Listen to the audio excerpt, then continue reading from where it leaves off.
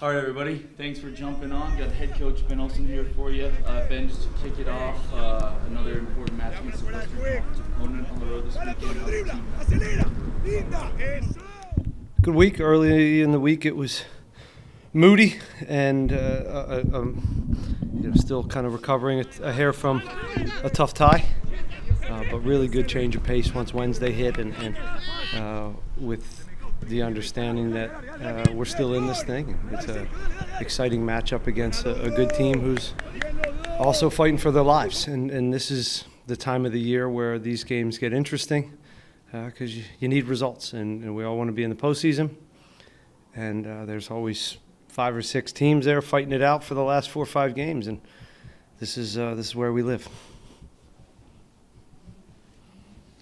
Thanks for that. We'll start with Danny in here. Go ahead, Danny. Yes, thank you, Coach.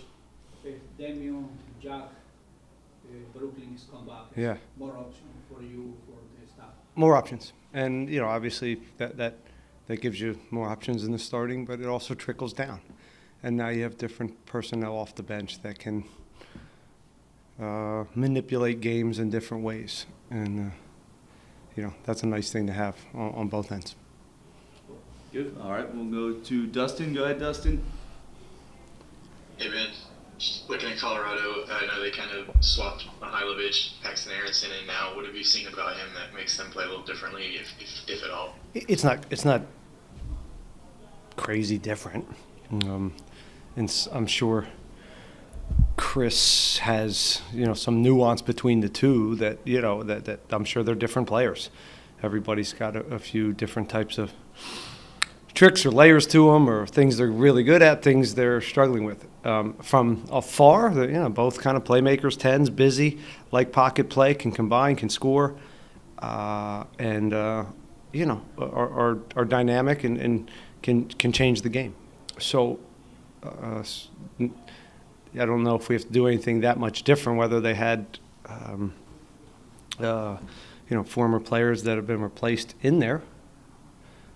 But he's a great young talent, and it's good. It's kind of an interesting buy on Colorado, and not necessarily.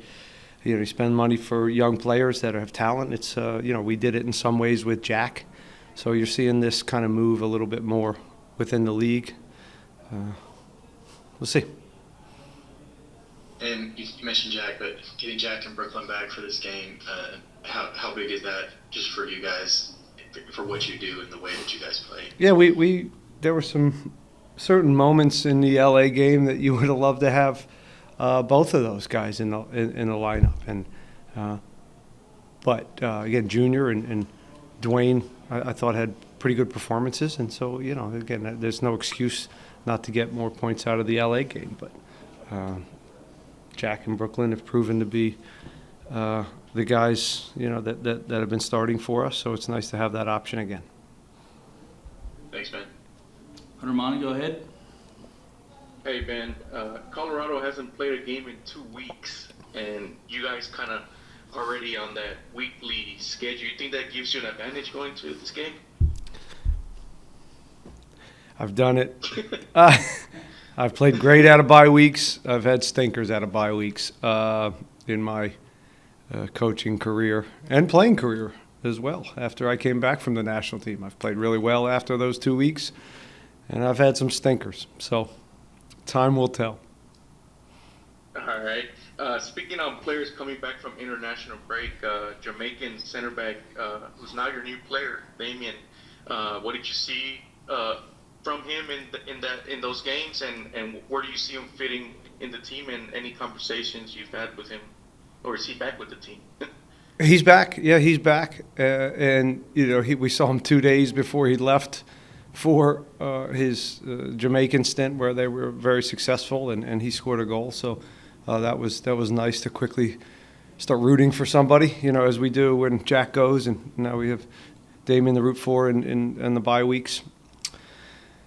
He's a center back. I mean, he's a tough guy, strong, athletic, understands who he is at this point in his career, and someone we feel comfortable relying on if we need to. So He knows our league, and he's got international experience. So it's been fun. He's got some personality, so he's brought some energy into this.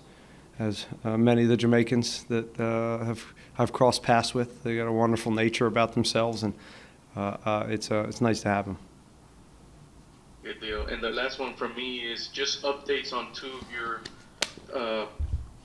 playmakers they have on this roster. Nelson Quiñones, we saw him on the bench last week, and then Eric Spianchenko. Uh-oh. Questionable.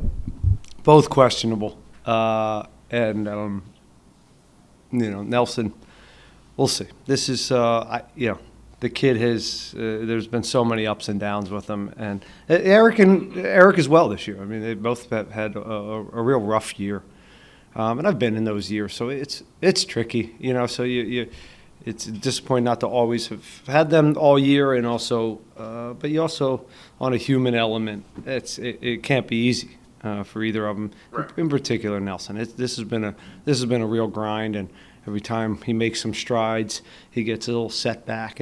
But from where he was, he's still pretty close. And there's going to be these setbacks when you have an injury like his, and it's just a matter of can everybody stay patient. And I really hope for his sake that this ends in the right way.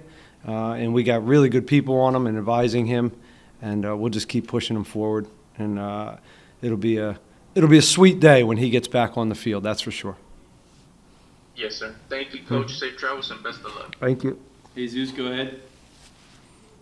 Hey, Coach, can you hear me today? Gotcha. 1 out of 3 ain't bad, Jesus. There you go. Coach, going back on the road of plays, you guys have done very well this season, but what kind of additional toughness is playing in Colorado, being higher up? And did you guys practice any harder to make up for that? No, we didn't. That wouldn't be the recipe. It's altitude, but it's not. It's not Mexico City. It's not Cochabamba. It's a mile high. You get some dry throat, and the ball does manipulate. Moves differently. A little bit, so you have to be aware of that. But by the end of warm-ups, you usually have a good feel. It is fast, and you do have some moments where you're like, "Wow, I'm in altitude," and then you get over it. You get your second win, and you roll. And I don't see it being that big a deal, but it's certainly a home field advantage in the way that the heat is for us, right? It should be for us. I know you guys are rolling your eyes at that one. And fair enough, but the heat also does prepare you a little bit for altitude, and some of the intense the heat that we deal with on a daily basis does help you a little bit. But for the new guys, they'll feel it a little bit, but again, you just get through it. And Jack played kind of a super sub role with the U.S. men's national team. Obviously, he doesn't play that role here with you guys, but what, if anything, did you and the coaching staff see from the game about the position he played? Because, he had a couple of good shots. He should have probably scored 1 or 2 goals. What did you guys learn that maybe you guys can maybe translate into how he plays with Houston Dynamo? Nothing. Nothing. I would argue he's doing exactly what he does for us, but we just play him there more often, and we, he's going to be most likely utilized in that role if he continues his form of being a guy that comes in off the bench in certain scenarios. And they know he can score. They know he can provide. They know he has set-piece ability. And those things are critical to have on a team, and in some ways looking down the bench for certain scenarios.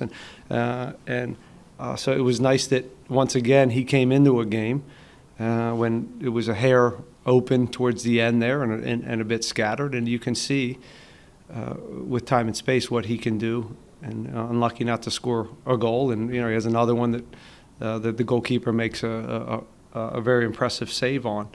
And not to mention some of his passing.